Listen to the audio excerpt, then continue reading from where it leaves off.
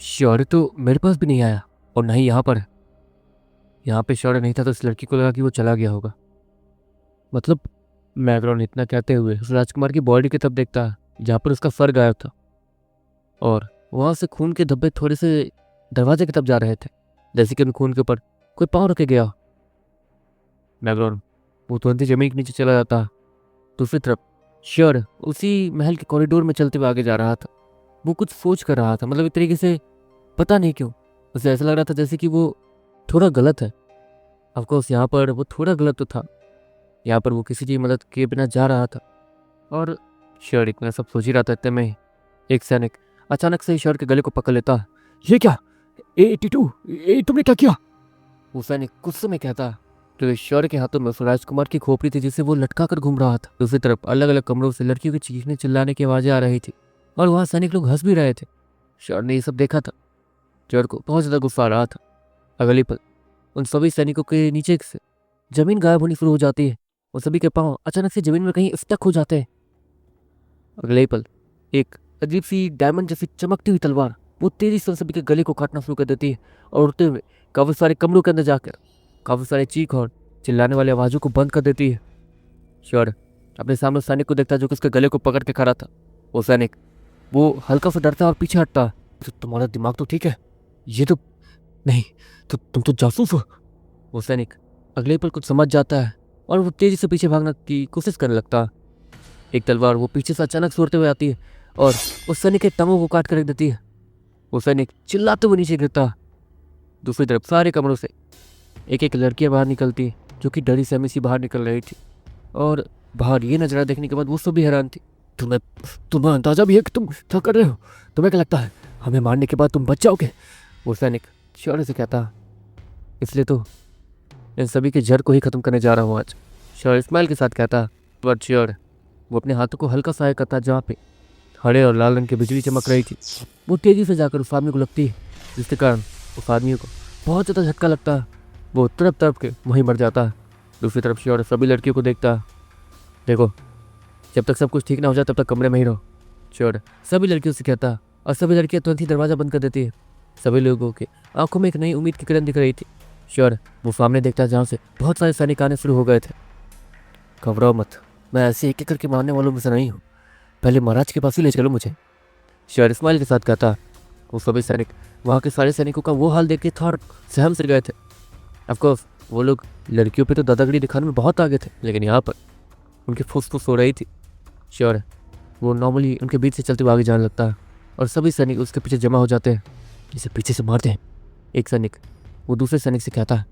मार देते हैं, इसका ध्यान नहीं। इतना कहते हुए एक सैनिक तेजी से हमला करता है, लेकिन इससे पहले कि उसका हमला शौर्य तक पहुंचता एक जोरदार मुक्का सीधे उस सैनिक के मुंह पे आकर लगता। वो सैनिक जो उसके साथ देने वाले थे वो पीछे हट जाते हैं। वहाँ पर पता नहीं कैसे एक लाल रंग का भयानक सा बंदर आ गया था और उसने एक खतरनाक सा पंच सीधे उस सैनिक के चेहरे पर मार दिया था। बेवकूफ लड़के, यहाँ पर बीस्ट गुस्सा है, वो सैनिक चिल्लाते हुए शौर्य से कहता। लेकिन वो रेड मंकी वो बस उन्हें देखता है और अगले पल उन सभी के बॉडीज से थोड़ी थोड़ी रोशनी, आग, पानी सब कुछ निकलने लगता। वो उनका एलिमेंट था जिससे रेड मंकी सोख रहा था। देखते देखते उनके सारे एलिमेंट को कंज्यूम करने के बाद रेड मंकी उसकी ताकत और बढ़ जाती है और वो सभी सैनिक वो कमजोर पड़ जाते हैं। वो रेड मंकी वो वहाँ की जमीन पे एक जोरदार मुक्का मारता है जिससे वहाँ की जमीन फटने लगती है और देखते देखते वो लोग उस जमीन के नीचे बने हुए गड्ढे में चले जाते हैं। इसके बाद देखते देखते रेड मंकी वो चुटकी बजाता है और उन गड्ढों में से बहुत सारा पानी निकलने लगता है और वो लोग ये भी देखते हैं कि उनके पाँव नीचे जमीन से चिपक चुके हैं। वो रेड मंकी उन्हें दर्दनाक मौत देने के बाद पीछे पलटता है और शौर्य के साथ चलने लगता है। बाकी सैनिक जो ये सब कुछ देख रहे थे वो तेजी से भागते हुए महाराज के पास जाने लगते हैं। शौर्य के पीछे चलने की गलती भी नहीं करते। वैसे तुमने कहा कि उस महाराज के पास अर्थ एलिमेंट है ना शौर्य? वो रेड मंकी से कहता। और उसने अपने अर्थ एलिमेंट को अच्छा कंट्रोल करके रखा है और अच्छा खासा ताकतवर भी बनाया है। अगर मैं उसके अर्थ एलिमेंट को कंज्यूम करता हूँ और फिर प्रैक्टिस करता हूँ तो बिना न्यूरल को लिक्विड के लेवल अप कर सकता हूँ, जैसे कि नॉर्मल जंगलों में सारे बीस करते हैं, रेड मंकी शौर्य से कहता। समझ गया, शौर्य नॉर्मली कहता।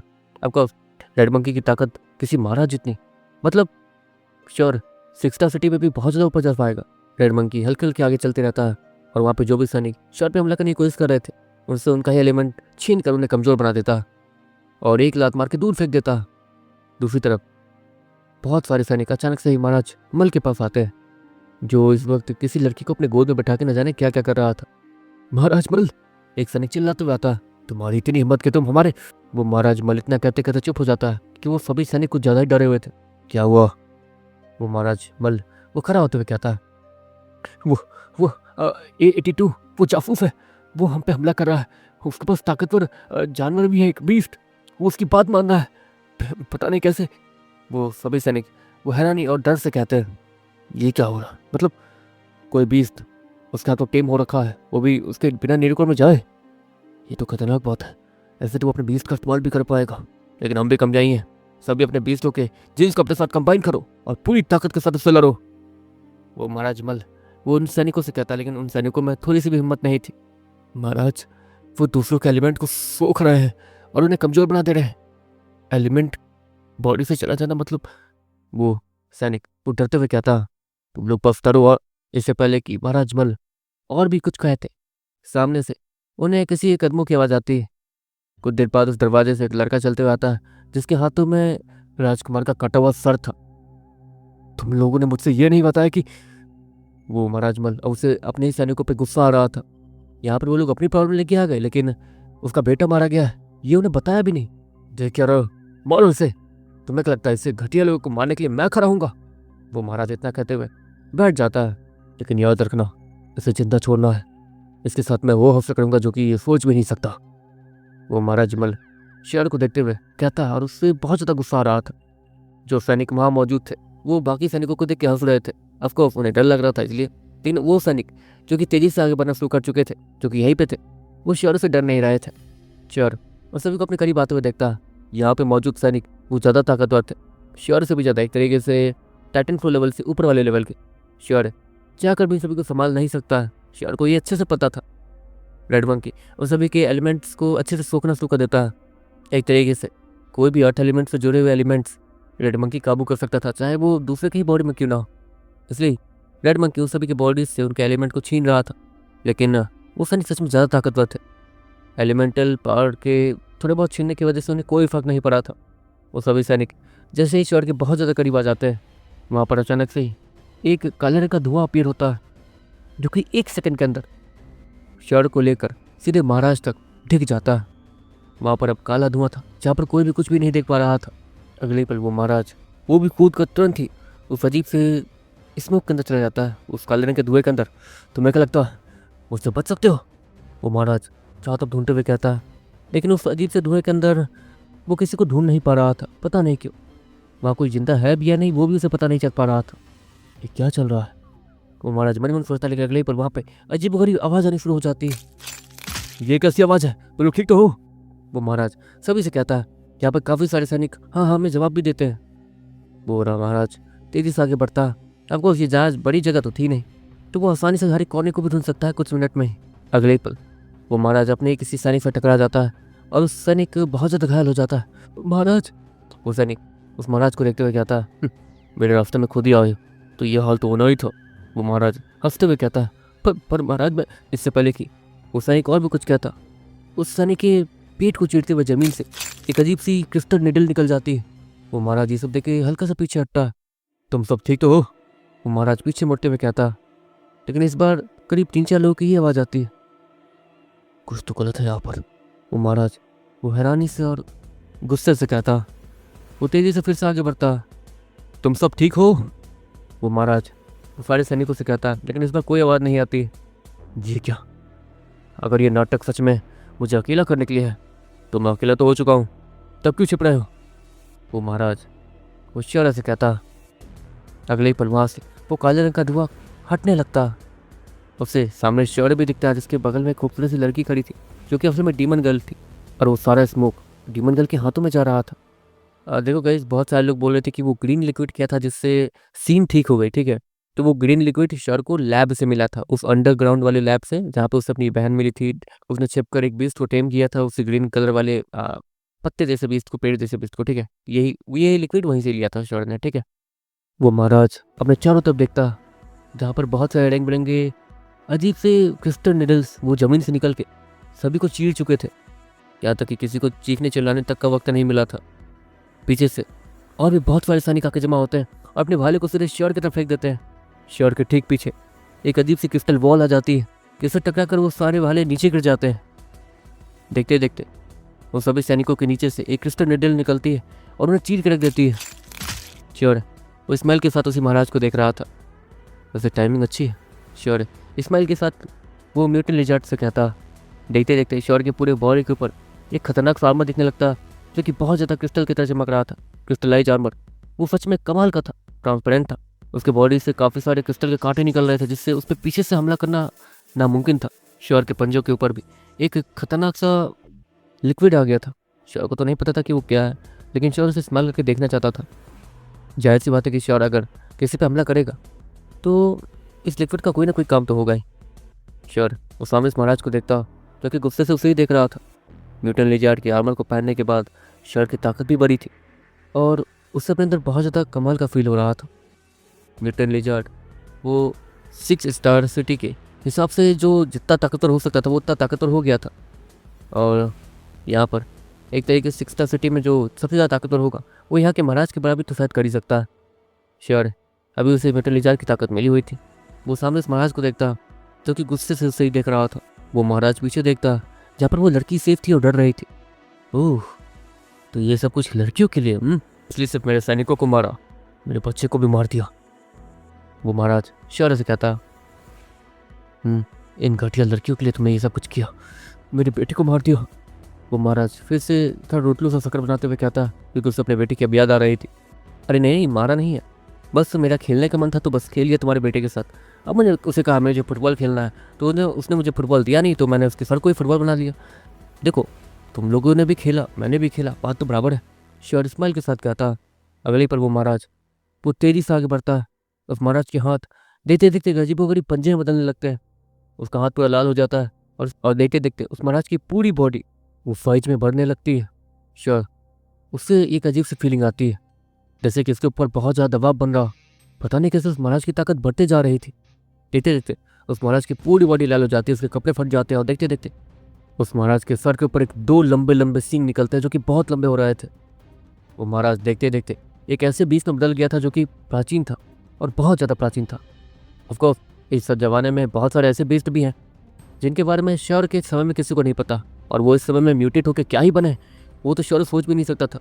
और उनमें से एक ये बीस्ट था जिसे श्योर देख पा रहा था जो कि उस महाराज उसने उसकी का इस्तेमाल किया था। वो महाराज अपने खतरनाक बीस्ट वाले बॉडी के साथ वो सीधा खड़ा होता और एक दहाड़ लगाता। अब तुम्हें पता चलेगा कि मुझसे महाराज मल से पंगा लेने का क्या अंजाम होता है। वो महाराज इतना कहते हुए तेजी से हमला करता। श्योर उसकी ये भूल थी कि म्यूटेंट लिजार्ड 6 स्टार सिटी के हिसाब से बहुत ज़्यादा ताकतवर हो चुका होगा। ऑफकोर्स वो ताकतवर हो चुका है, लेकिन इस जमाने में लोग उसी लेवल पर रह के बहुत ज़्यादा आगे हैं क्योंकि उनके एक्सट्रैक्टिंग पावर्स वो बहुत ज़्यादा प्योर हैं। लेकिन म्यूटेंट लिजार्ड भी तो प्राचीन बीस्तों में ही गिना जाता है। मतलब श्योर इतना कहता, लेकिन इसे मेरी बहन ने लैब में बनाया था, इसलिए इसकी ब्लड की प्योरनेस नहीं, ब्लड की प्योरनेस तो है लेकिन एक्सट्रैक्टिंग पावर्स उतनी ज़्यादा प्योर नहीं होगी जिसके कारण इसकी ताकत। श्योर वो समझ जाता है कि श्योर म्यूटेंट लिजार्ड की ताकत के भरोसे यहाँ पर ज़्यादा कुछ नहीं कर पाएगा। श्योर हाथ को आए करता है। यहाँ पर देखते देखते बहुत लंबी लंबी और मोटी सी क्रिस्टल बॉल आ जाती है जिसके कारण वो रेड मॉन्स्टर वो वहाँ पीछे थोड़ी देर के लिए रुक जाता है, लेकिन उसके उस क्रिस्टल बॉल के छूने से ही वो क्रिस्टल बॉल टूट रही थी और क्रैक हो रही थी। श्योर 20 म्यूटेंट लिजार्ड को बाहर बुलाता है जहाँ पर वो और भी ज़्यादा ताकतवर और प्यारा लग रहा था। देखो तुम्हारे स्टार्टिंग पावर्स प्योर नहीं है, ऑफकोर्स मैं तुम्हारी ताकत नहीं बढ़ा सकता नीड को लिक्विड देकर, मेरे नीड को लिक्विड से तुम्हारी ताकत नहीं बढ़ेगी, लेकिन शायद। श्योर इतना कहने के बाद अपने नीडो को लिक्विड को निकालता और म्यूटेंट लिजार्ड की नीडो को में इंजेक्ट कर देता, जिससे म्यूटेंट लिजार्ड में ज़्यादा कोई फर्क दिख नहीं रहा था, नहीं वो लेवल अप कर रहा था या फिर कुछ। ऑफकोर्स श्योर तो कमज़ोर था उससे, लेकिन अगले ही पल उसकी ताकत में एक अजीब सा भाव महसूस कर पा रहा था श्योर। श्योर ये सब टेक्निक पर स्माइल करता और फिर म्यूटेंट लिजार्ड के साथ अपने आप को कंबाइन कर लेता। अगर डिस्ट्रक्टिंग पावर्स वो और भी ज़्यादा प्योर हो गई म्यूटेंट लिजार्ड की, तब तो श्योर स्माइल के साथ कहता। श्योर ने उस भाव को महसूस किया था। म्यूटेंट लिजार्ड की पावर करीब 65% बढ़ने वाली थी और इस महाराज को देख के लग रहा था कि इस महाराज के स्ट्रक्टिंग पावर्स करीब 60 या 65 तो है ही, क्योंकि ये बराबरी का लग रहा था। श्योर म्यूटेंट लिजार्ड के इस पावर को महसूस करता और अब उसे इस महाराज के साथ लड़ने में मजा आने वाला था। ऑफकोर्स अब श्योर उतना ही ताकत महसूस कर पा रहा था जो कि उस महाराज की बॉडी से निकल रहा था। श्योर वो तेजी से आगे जंप करता। वो महाराज वो अपने खतरनाक पंजों के साथ श्योर पे हमला करता है और अपने दूसरे हाथों से सीधे श्योर पे मुक्के मारने के लिए भी तैयार हो जाता है।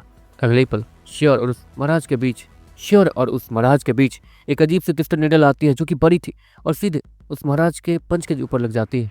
वो महाराज जहाँ पंच मारा था उसके पंच के ठीक आगे एक क्रिस्टल निडल सीधे जमीन से आई थी और उसके पंच की स्पीड को कम कर दिया था। श्योर उस महाराज के उस स्लो हुए हाथ को वो तेजी से पकड़ता है और जब वो महाराज ये देखता है कि श्योर ने उसके पंच को अच्छे से दबोच लिया, बेवकूफ, वो महाराज इतना कहते हुए अपने दूसरे हाथों से श्योर को पीछे से पकड़ता है और अच्छे से पकड़ने के बाद उसे खींचने लगता है।